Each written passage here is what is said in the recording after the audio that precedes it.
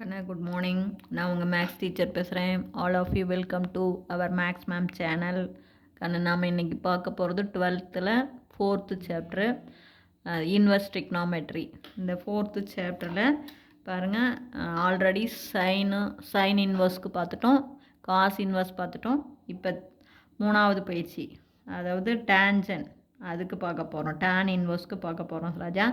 அப்போ டேனுடைய அடிப்படையெல்லாம் சொல்லிவிடுறேன். ஃபஸ்ட்டு பாருங்கள், நமக்கு tan 0 0 தான் தங்கம். tan 30 1/√3, tan 45 1, tan 60 √3, tan 90 infinity. இதெல்லாம் உனக்கு நல்லாவே தெரியும்.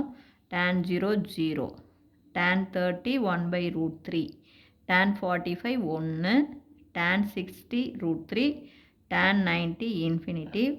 அதே tan வந்து odd function. tan of -30 minus 1/√3, tanக்குள்ளே -45 -1, tan -60 -√3, tan 60 √3 அப்போ -60 -√3, tan 30 பாரு 1/√3, அப்போ -30 -1/√3. அதே tan -90 இன்ஃபினிட்டி. அப்போ இதிலிருந்து நமக்கு உனக்கு டெஃபினட்டாக பாரு இந்த ஃபார்முலா உனக்கு ரீச் ஆகிருக்கும். அப்போ டேனு நல்லா கவனமாக பார்த்துக்கங்க கண்ணு.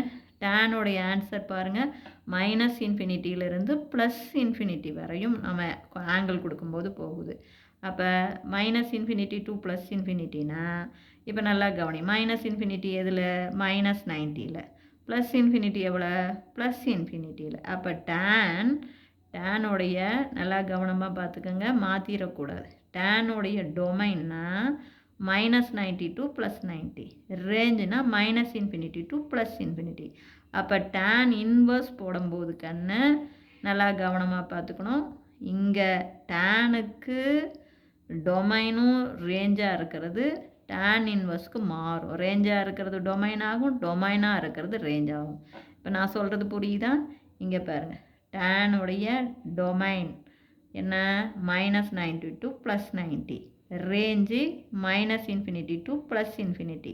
அப்போ tan இன்வர்ஸ்க்கு போடும்போது இந்த ரேஞ்சு டொமைனாக மாறும், இந்த டொமைனு ரேஞ்சாக மாறும். அப்போ tan இன்வர்ஸுடைய formula -∞ to +∞, -π/2 to +π/2 open bracket.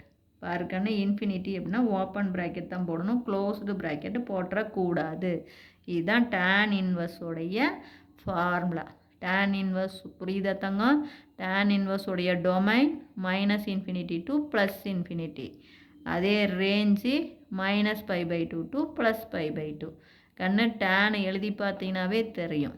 டேனுக்கு புரியுதா? டொமைனாக இருக்கிறது tan இன்வர்ஸுக்கு ரேஞ்சாக இருக்கும், டேனுக்கு ரேஞ்சாக இருக்கிறது tan இன்வர்ஸுக்கு டொமைனாக இருக்கும். இது வந்து டேனுடைய டொமைன், அது இங்கே ரேஞ்சாக போயிடும். இது ரேஞ்சு, அது இங்கே டொமைனாக வரும். இவ்வளோ தான். இப்போ இதில் எக்ஸாம்பிள் 4.8 பார்க்கன்னு, find the principal value of tan inverse of √3. நல்லா பார்த்துக்கோ. அப்போ tan இன்வர்ஸ் ஆஃப் √3 கண்ணு அதுக்கான ட்ரையாங்கிள் தான் வரைஞ்சிருக்கிறேன். 30 டிகிரி, 60 டிகிரி, 90 டிகிரி. 30க்கு ஆப்போசிட் 1, 60க்கு ஆப்போசிட் √3, 90க்கு ஆப்போசிட் 2. இது ஈஸியாக 1 2 √3 அப்படின்னு ஞாபகம் வச்சுக்கலாம். உனக்கே தெரியும் tan, இங்கே பாருங்கள் √3. அப்போ √3 டேனுக்கு ஃபார்முலா தெரியுங்கண்ணு. டேனுக்கு என்ன formula? Opposite side by adjacent side. tan inverse of √3. இப்போ √3 கை வச்சுக்கோ. அப்போ ஆப்போசிட்டில் என்ன ஆங்கிள் இருக்குது? 60. அப்போ tan 60க்கு தான் opposite side by adjacent side. அப்போ √3/1, கீழே 1 போட தேவையில்லை டினாமினேட்டரில். அப்போ tan 60 தான் √3. அப்போ tan இன்வர்ஸ் ஆஃப் √3. அப்போ tan இன்வர்ஸ் ஆஃப் இந்த √3க்கு பதிலாக tan 60 போட்டுக்கலாம். ஏன்னா tan 60 தானே √3. அப்போ √3க்கு பதிலாக tan 60. tan inverse tan cancel ஆயிரும்.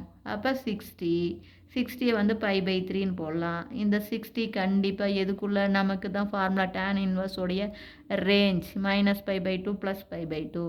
அப்போ -π/2க்கும் +π/2க்கும் இடையில இந்த π/3 கண்டிப்பாக இருக்கும். Hence the principal value of tan inverse of √3 நமக்கு என்ன?